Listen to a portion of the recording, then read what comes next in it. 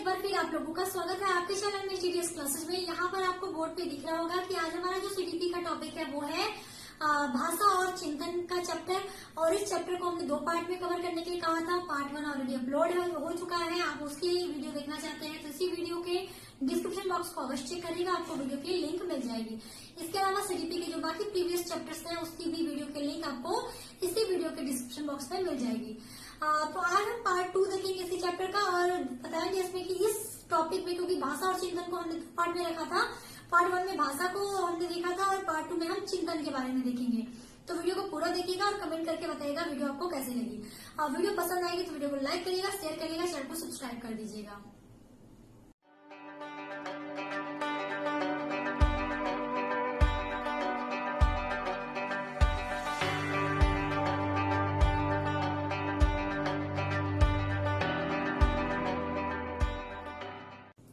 चलिए देख लेते हैं क्या है इस आज के वीडियो में।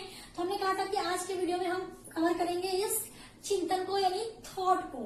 जो में थॉट्स होते हैं उनको हम आज के इस वीडियो में कवर करेंगे।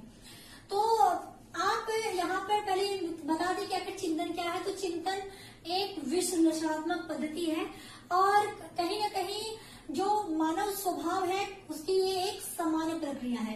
जैसे आपके पास कोई प्रॉब्लम आ गई तो आपका माइंड क्या करने लगता है, आपका माइंड तुरंत उस चीज के बारे में सोचने लगता है कि इस चीज की समस्या का हल हम किस तरह से निकालें। तुरंत आपका माइंड जो है वो अपने आप काम करने लगता है। तो ये एक तरह की मानव स्वभाव, ये एक सामान्य प्रक्रिया होती है मानव के स्वभाव की।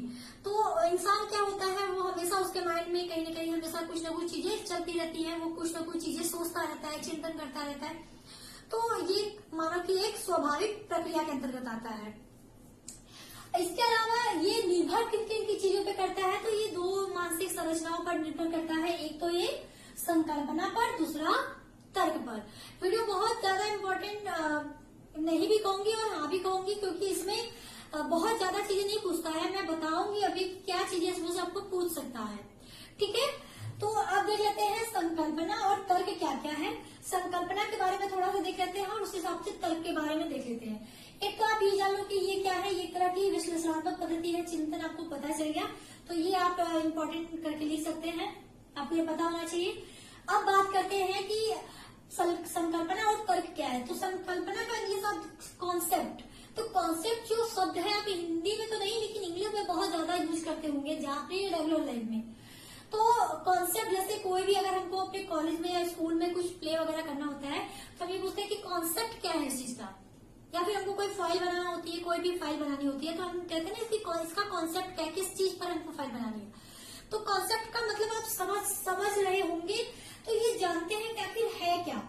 तो पहले तो ये जानो कि ये चिंतन का एक मुख्य तत्व है, क्योंकि चिंतन इन्हीं दोनों चीजों पर निर्भर करती है। तो ये एक ऐसी मानसिक संरचना है जो हमारे ज्ञान को क्रमबद्ध रूप प्रदान करती है। हमारा ज्ञान क्या है उसको कहीं न कहीं वो क्रम, एक तरह का क्रम देता है। कौन? ये कॉन्सेप्ट। जैसे हमारे यहाँ कोई नाटक हो रहा हो तो नाटक के स्टार्टिंग में हम कुछ काम करते हैं, फिर वो कहानी जाते जाते धीरे धीरे अपने स्टोरी के इन तक चली जाती है कहानी। मूवी देखते होंगे तो एक होता है सीक्वेंस, क्या यहाँ से स्टार्ट किया हमने, फिर लास्ट में हमने फिनिश कर दिया। अब ऐसा तो नहीं कि हम विलेन को पहले ही मार दें, कहानी खत्म हो गई, कॉन्सेप्ट ही खत्म हो गया। जब विलेन ही मर गया तो लास्ट में हीरो मारेगा किसको? कुछ होना चाहिए, लॉजिक होना चाहिए, कोई कॉन्सेप्ट होना चाहिए। तो कॉन्सेप्ट का यही है कि वो क्या करता है, हमारी जो है मानसिक संरचना है, जो हमारी सोच है, हमारी समझ है, उसको क्या करता है, वो हमारे ज्ञान को क्या करता है, वो एक क्रमबद्ध रूप प्रदान करता है। ये एक ऐसी मानसिक संरचना होती है जो हमारे ज्ञान को क्या करती है, हमारी सोच को, हमारे नॉलेज को, हमारे ज्ञान को एक क्रमबद्ध रूप प्रदान करती है।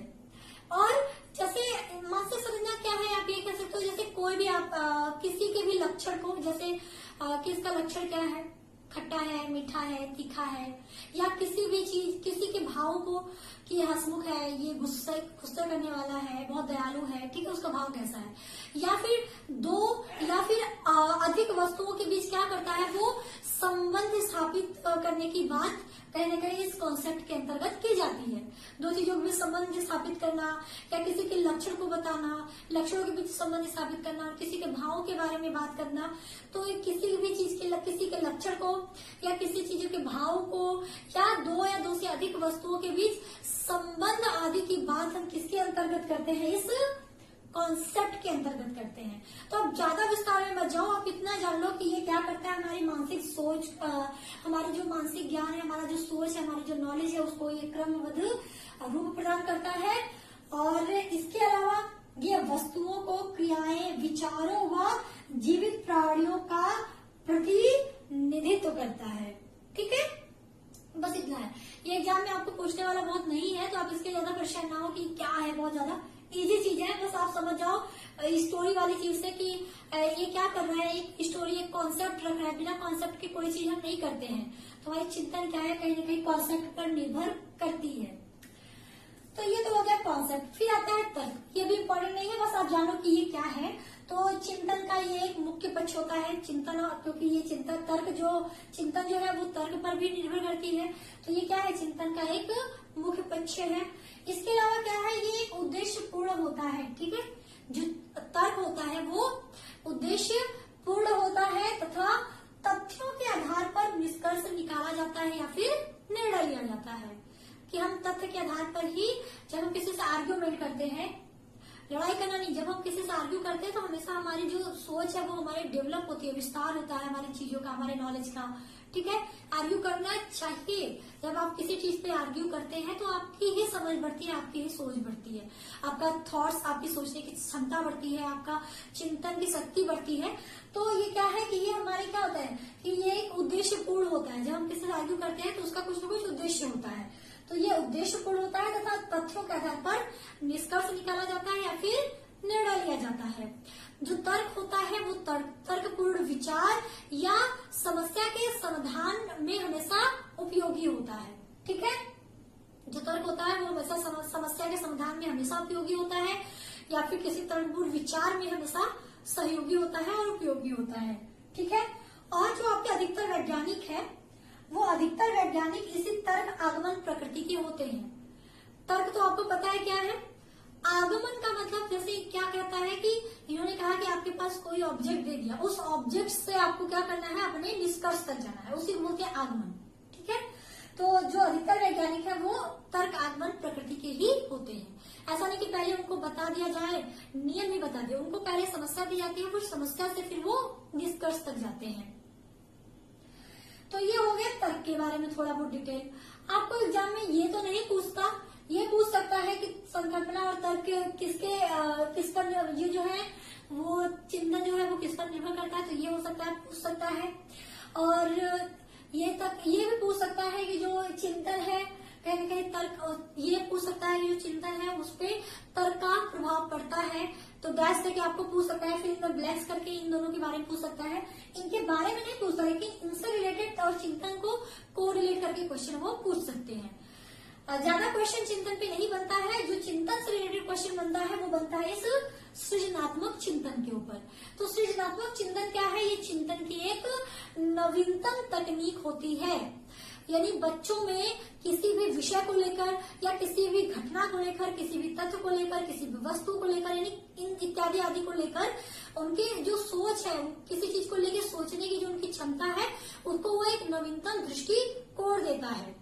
एक नवीनतम दृष्टिकोण देने का मतलब कि बच्चा जो है वो अलग तरह से और गंभीर तरह से उस चीज को सोच सकता है, बहुत ब्रॉड तरीके से उसको सोच सकता है। तो ये सोचने, ये चिंतन की क्या है, सृजनात्मक चिंतन की एक नवीनतम प्रक्रिया होती है। अब नवीनतम तकनीक होती है, नवीनतम प्रक्रिया होती है, जो भी आप कह लें। फिर इन्होंने कहा कि जो सृजनात्मक चिंतन है कि खोज, आविष्कार और मौलिकता को जन्म देती है। जब बच्चा बहुत ज्यादा क्रिएटिव, जैसे आप देखा होगा, जब बच्चा बहुत क्रिएटिव होता है तो वो खुद से कुछ कलाकारी करने लगता है। अगर किसी, ऐसा नहीं कि जो सृजनात्मक चिंतन है ऐसा नहीं कि किसी एक पर्टिकुलर फील्ड में हो सकता है वो पेंटिंग में हो सकता है वो डांस में हो, ठीक है, हो सकता है वो क्रिकेट में हो, खेल में हो सकता है वो पढ़ाई में हो। तो हर जगह बच्चे अलग अलग क्रिएटिव माइंड के हो सकते हैं, हर क्षेत्र में हो सकते हैं। जैसे पेंटिंग वाला बच्चा हो सकता है उसकी क्रिएटिव माइंड की वजह से बहुत बेहतरीन पेंटिंग बना दे, या खेल का कोई बच्चा है तो वो खेल की कुछ ऐसी स्किल्स बता दे जो आज तक किसी को नहीं पता थी। तो बच्चा जो क्या है वो बहुत क्रिएटिव हो, किसी भी वो एक नए नए खोजों को बता रहा है, नए नए आविष्कारों को बता रहा है, या नई नई मौलिकता को जन्म दे रहा है। क्रिएटिव चिंतन हमेशा से क्या है, चिंतन प्रक्रिया में एक नवीनतम दृष्टिकोण उत्पन्न करता है बालकों के अंदर। तो यही था। और इसमें ये भी है और कि जो ये सृजनात्मक चिंतन है इसे हम अपसारी चिंतन भी कहते हैं। अपसारी का मतलब विस्तार पूर्वक, यानी बच्चा जो है बहुत ज्यादा विस्तार तरीके से किसी चीज के बारे में सोचने लगता है, डिटेल में किसी चीज के बारे में चिंतन करता है, सोचता है। इसलिए जो सृजनात्मक चिंतन है वो अपसारी चिंतन भी कहा जाता है। क्वेश्चन जो है जो ये जो चिंतन कार्य है वो हमेशा वैज्ञानिक तकनीकी को ही जन्म देता है, यानी ये जो सृजनात्मक चिंतन है ये हमेशा एक वैज्ञानिक दृष्टिकोण को रखता है अपने समक्ष, यानी सृजनात्मक चिंतन हमेशा वैज्ञानिक तकनीकी को ही जन्म देता है। तो ये था छोटा सा डिटेल। आपको क्वेश्चन सृजनात्मक चिंतन से पूछ सकता है कि सृजनात्मक चिंतन को और किसके नाम से जाना जाता है, तो ये देखिए इम्पोर्टेंट है, मैं आपको बता दूं। अपसारी चिंतन थोड़ा इम्पोर्टेंट है, नोट कर लीजिए। सृजनात्मकता जो है वो अपसारी चिंतन को प्रभावित करता है, ये अपसारी चिंतन पर निर्भर करता है सृजनात्मकता। और ये न्यूनतम तकनीकी है और ये आपको पता ही है। तो बाकी छोटा सा था, ये बहुत बड़ा चैप्टर नहीं था। भाषा और चिंतन दो ही टॉपिक था। भाषा से ज्यादातर क्वेश्चन पूछे जाते हैं और चिंतन से थोड़ा कम। चिंतन से कहाँ क्वेश्चन पूछा जाता है ये भी मैंने बता दिया। चिंतन से और कोई ज्यादा क्वेश्चन नहीं पूछता है, इतना ही काफी है चिंतन में। तो अगर वीडियो पसंद आई तो वीडियो को लाइक करिए, और कुछ डाउट है इसमें तो आप कमेंट करके बताएं। अगर कुछ नहीं भी समझ में आया तब भी आप कमेंट करके बताएं। इसमें कोई ज्यादा ऐसा था नहीं जिस पर मैं ज्यादा फोकस करूं, क्योंकि एग्जाम में इस टॉपिक से ज्यादा क्वेश्चन नहीं बनता है। तो बाकी चलिए, उम्मीद करती हूँ आपको पसंद आया होगा। पसंद आया हो तो वीडियो को लाइक करो, चैनल को सब्सक्राइब कर दें। बाकी आज के लिए इतना ही, मिलते हूँ आपके साथ नेक्स्ट वीडियो में। तब तक के लिए आप लोग अपना ख्याल रखिए। टेक केयर, बाय बाय, जय हिंद।